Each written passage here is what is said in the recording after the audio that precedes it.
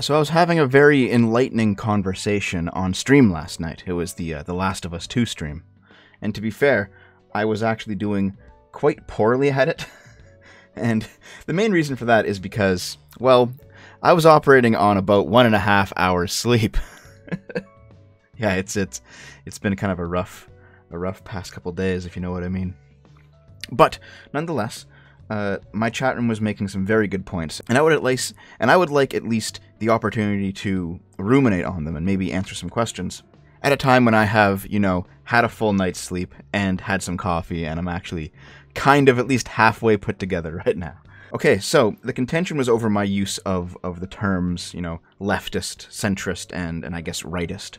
And the way I've always seen things is that you have, the left-right spectrum of politics. I know that it's very simplistic. Most people like to use either like the 8-axis spectrum of politics. Sometimes they like to use the left-right freedom order grid of politics. I think all of these tools have their place when talking about politics. But the way that I conceptualized the one-axis system, where it's just left and right, is that it's relatively unchanging, and that the Overton window is a box on this left-right politics that kind of shifts leftward or rightward as basically the larger public opinion changes. Which is how, my support in the late 1990s of, say, gay marriage and universal healthcare and things like that, those were a very solidly leftist position, but as the Overton window has shifted much further left, and now that it's all about, hard socialism or the demonization of masculinity and other things like this, that things have kind of gone too far left to me, well, within the Overton window, I now look like somebody who is right-wing, which is why a lot of the far left nowadays calls me right-wing. And why I call them the far left, because see, if the entire spectrum is left, center, right, then I am still the center left, and the far left is now the far left. However, and this is something that I genuinely didn't know about, this is news to me, some people actually view the left, right, center labels as being part of the Overton window itself. So the definitions of left, center, and right will change as the Overton window moves. Okay, that makes sense to me. I think it's a dumb way of doing things, but if that is how we are going to understand these concepts, then maybe we should change up the conversation entirely. For example, a person on Discord DM'd me this a couple months ago, and I wish I could remember which one it was. Was it Sushimaru? I'm sorry, I can't remember who it was. I'm sorry, but you know who you are. You showed me this idea. Rather than having an axis with two ends, you have a triangle. When the Enlightenment basically philosophically shattered the idea of the old theocracies and the old monarchies once and for all, we got primarily 3 schools of thought out of it. And those 3 schools of thought are properly described by the French motto, liberty, equality, and fraternity, with liberty generally mapping onto liberalism, equality generally mapping onto communism, and fraternity generally mapping onto fascism. These also correspondingly map onto the human values of freedom, equality, and tradition. And really, it's not too hard to see how this is the case. The liberals, the original liberals, the classical liberals, they're more concerned with personal freedom than they are with tradition or equality. The free speech of liberalism is a direct challenge to tradition. Meanwhile, the free markets of liberalism are a direct challenge to equality. Meanwhile, the communist, in valuing equality over both freedom and tradition, will try to see that everyone is equal. Oftentimes they will claim to do this by raising everyone up to the highest standard, but oftentimes that is impossible, and in practice communism often drags everyone to the lowest standard. One of the great jokes about communism is that we might all be poor, but at least we're all equal. Fascism, meanwhile, in its valuing of tradition over both freedom and equality, always devolves into tyrannical states that bind themselves together by some kind of unifying force. With the Italians it was nationalism, with Germans it was the race, but it's always some kind of characteristic like that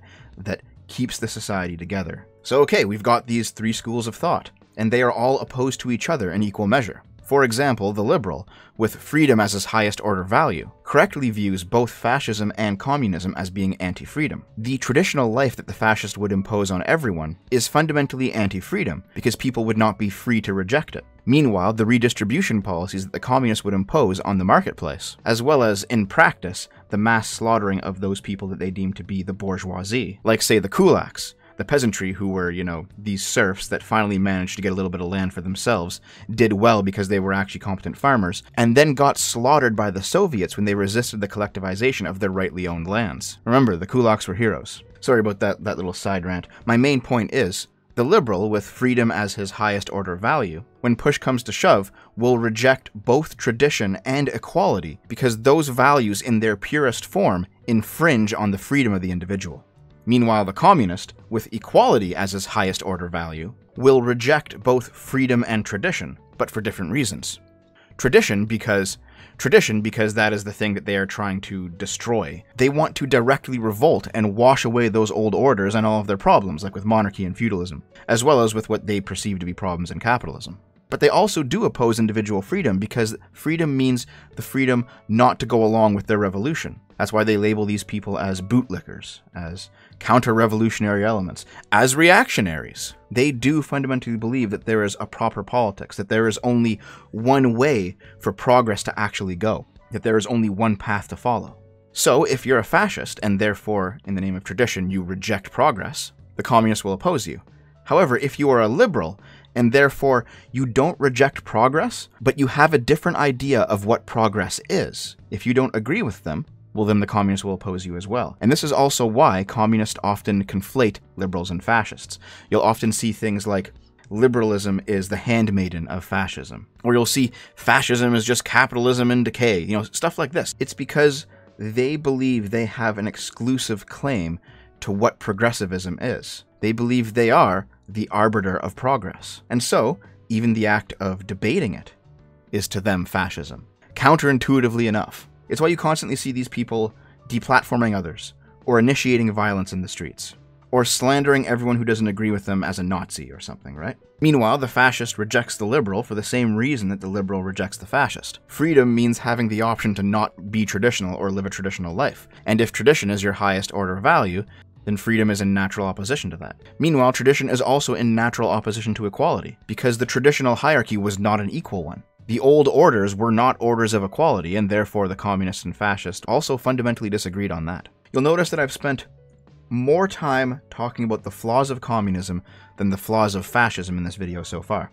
That is not out of any love of the fascist. Rather, it's because I don't think we really need to go over the flaws of fascism anymore, do we? The 20th century kind of showed the flaws pretty clearly of both fascism and communism, to the point that I can't believe we're still fucking debating it like 80 years later. But the difference is, as I talked about in my Yuri Bezmenov video yesterday, it's that fascists never culturally integrated themselves into the West the way that communists did. There are no fascist university professors teaching the next round of kids to be white supremacists or something. But there are a shit ton of Marxists out there. I personally have had the unfortunate pleasure of being taught by a bunch of them, and I'm very grateful that I managed to pull myself out of that. The point is, you have this triangle, right, of these opposing values, and I'd say the classical liberal is probably about here. If you go extremely high up on the freedom scale, you get to like the anarcho stuff, like the anarcho-capitalists and stuff. The classical liberal is not quite so high.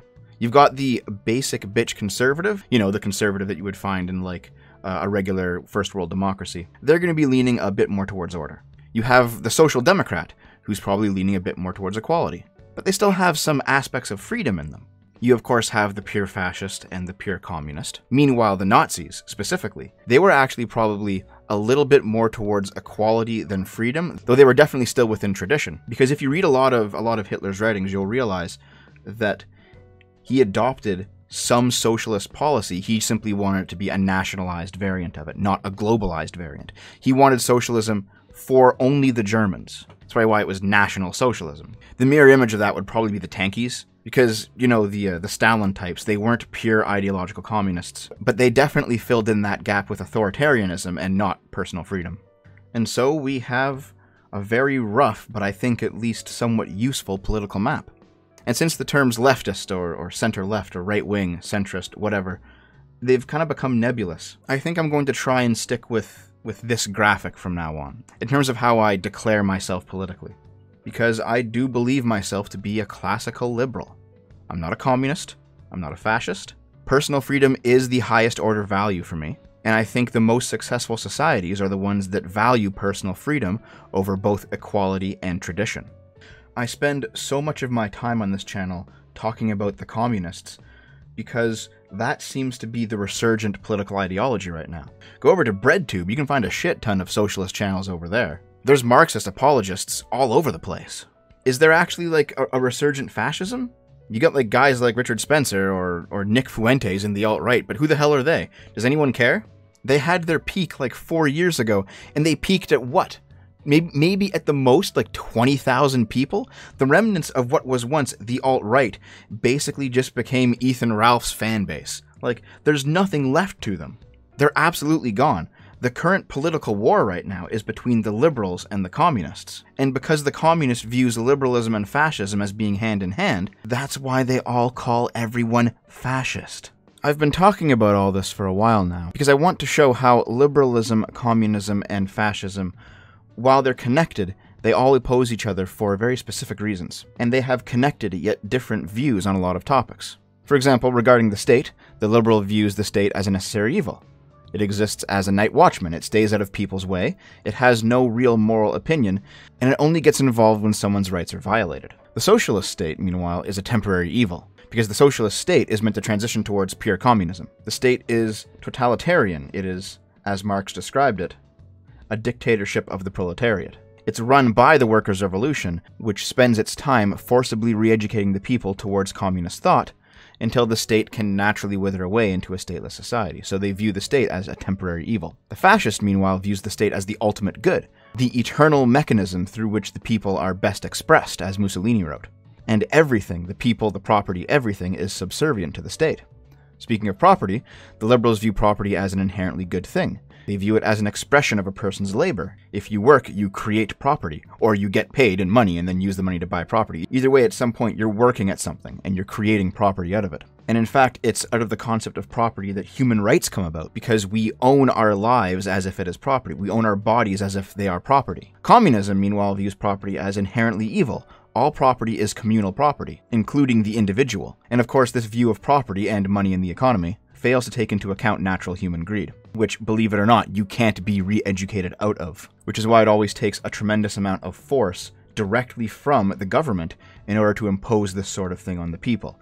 That is the main reason why socialism will never actually wither away and become communism, because no bureaucracy ever voluntarily shrinks itself. Meanwhile, fascists view property as a necessary evil. They recognize that people will work harder if they work for themselves, but ultimately all property is state-owned, again including the individual. And speaking of the individual, the liberal views the purpose of the state itself to be the citizens of it.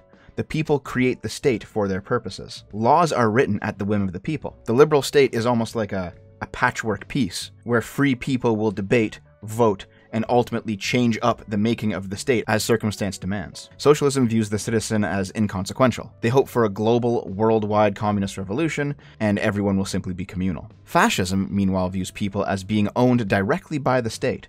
The state controls and guides them as an eternal father. And while the liberals believe that the people create the state, the fascists believe that the state creates the people. So while these three forces exist in opposition to each other, they also sometimes agree, as you can see. The liberals and fascists both agree that the state should exist.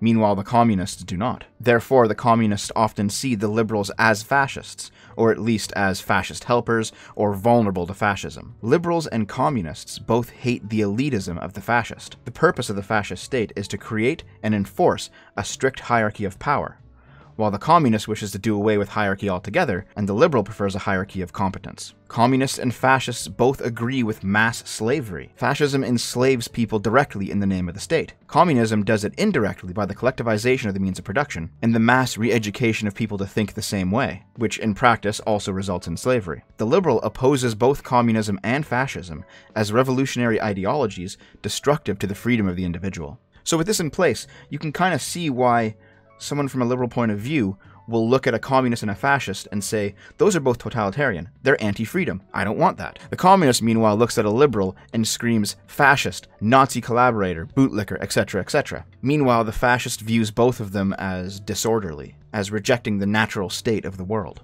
Some of my fans have linked to me, I'd say, about 5 different bread tubers at this point. Vosh is only one of them. But 5 different bread tubers who have done videos on me.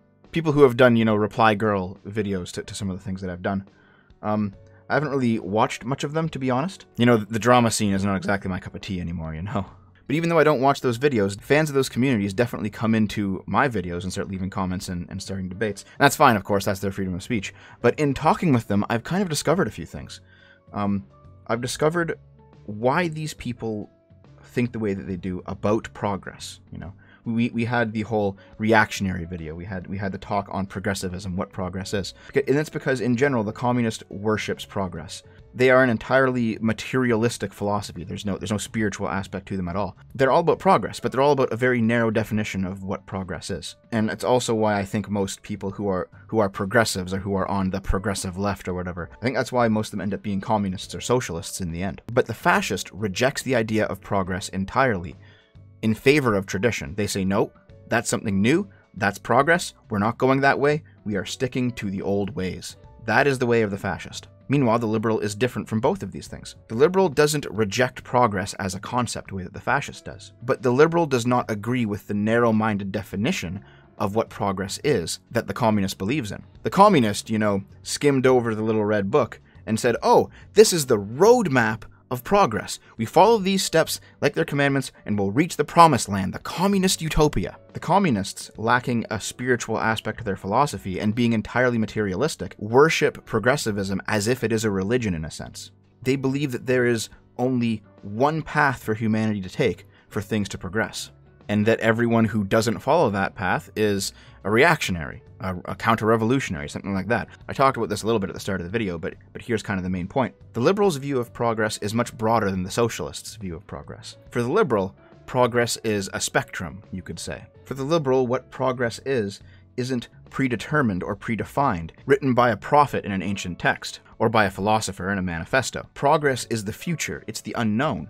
We don't know what progress is. How can you know the thing that you haven't thought up yet? So for the liberal, progress is experimentation. Progress is trying new things. Progress is 1,000 different paths that may or may not lead somewhere. It is not inherited knowledge brought down. It is not inherited knowledge brought down by God himself. Meanwhile, the socialist believes that they have the perfect knowledge of what progressivism is. They believe that they have the perfect politics. They know the one true way, just like every other religious zealot. And therefore, every person who disagrees with them, regardless of whether they're disagreeing with them on the utility of progress itself or the direction that progress should take, they're labeled as a heretic, or, you know, a reactionary. And since the ideological war right now is between the liberals and the socialists, and this war is fought not over whether or not we should progress, but what form that progress should take, it is no surprise to me that breadtubers, for example, view liberals as reactionaries, just like the communists view liberals as fascists. If they categorically understand the one true path of progress, then everyone else's opinion must simply be going backwards. But we know that's not the truth of the matter. Alright, I'm done, guys. Make sure to speak freely. I'll talk to you next time. I love you.